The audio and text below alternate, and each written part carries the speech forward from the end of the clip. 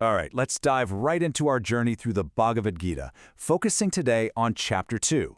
Now, this chapter is incredible because, in a way, it's the entire text packed into one powerful section. We're on a battlefield, right on the edge of a massive war, and it's here that the scene is set for a truly profound lesson about life, death, and who we really are.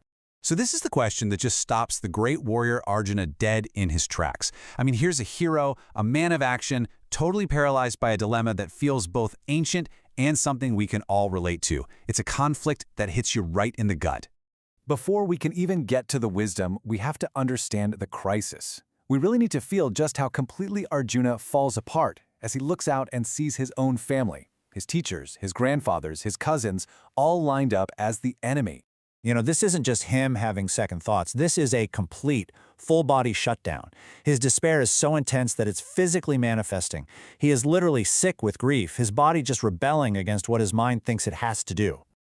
Now, the Gandiva bow, this is everything to him. It's a divine weapon, sure, but it's also a symbol of his entire identity as a warrior. For that to just slip from his hand, it means his very sense of self, his whole purpose, is collapsing right there. He can't stand, physically or spiritually. And here it is. This is the moment everything pivots. At his absolute lowest point, Arjuna does something pretty incredible. He admits he doesn't know. He turns to his friend, his charioteer, Krishna, and he just completely surrenders. He's no longer asking as a friend, but as a student desperate for a teacher. So with Arjuna now totally open and ready to listen, Krishna's role completely shifts. He's not just a buddy anymore. He becomes the divine teacher. And, well, his first words are probably not what you'd expect. He doesn't offer a shoulder to cry on. Whoa. Krishna starts with a jolt, right? It's like a splash of cold water. It's this sharp, almost harsh command, and it's designed to do one thing: snap Arjuna out of his paralysis. He's not comforting the sorrow, he's challenging the weakness behind it, trying to wake Arjuna up to who he truly is. Okay, so let's really lean into this foundational teaching, because what Krishna says next is the key that unlocks the entire philosophy.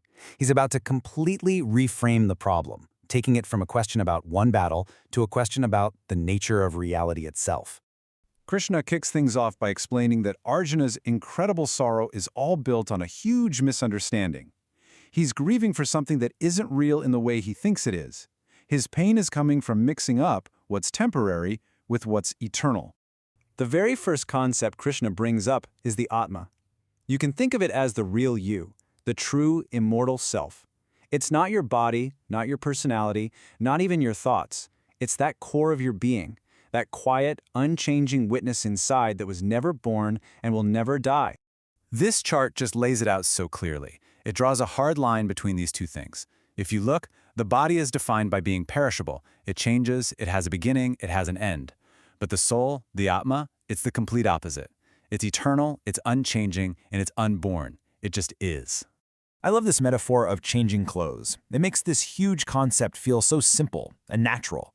Death isn't some terrifying end, it's just a transition. The person wearing the clothes stays the same. It makes reincarnation feel like this very logical, understandable process.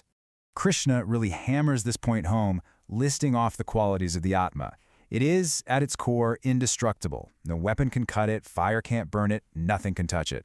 And the implication for Arjuna is absolutely staggering. He can't truly kill his grandfather or his teacher because their true essence is completely beyond his reach. Okay, so that's the high-level philosophy. But how does that actually translate into a practical guide for living? Well, let's see how Krishna builds this into what he calls the path of action, which is a roadmap for how to act in the world, especially when things get tough. This is probably one of the most famous verses in all of spiritual literature, and it really is the heart of Krishna's practical advice.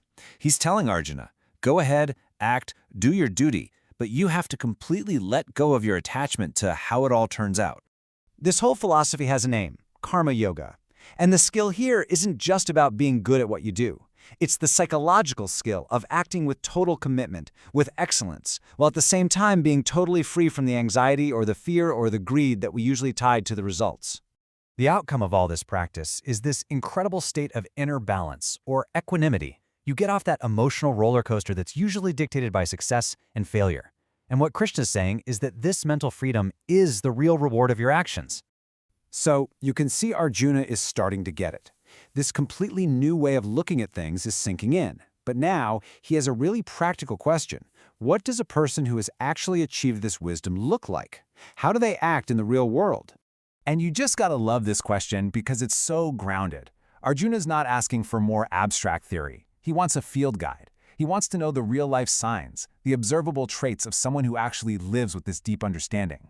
Well, before describing the wise person, Krishna first shows him the opposite. He lays out this psychological chain reaction that leads to ruin. And you can follow it right here. It starts with something so innocent, just contemplating things you might want. That leads to attachment. From attachment comes desire. When that desire isn't met, anger. And from anger, delusion, and eventually, total ruin.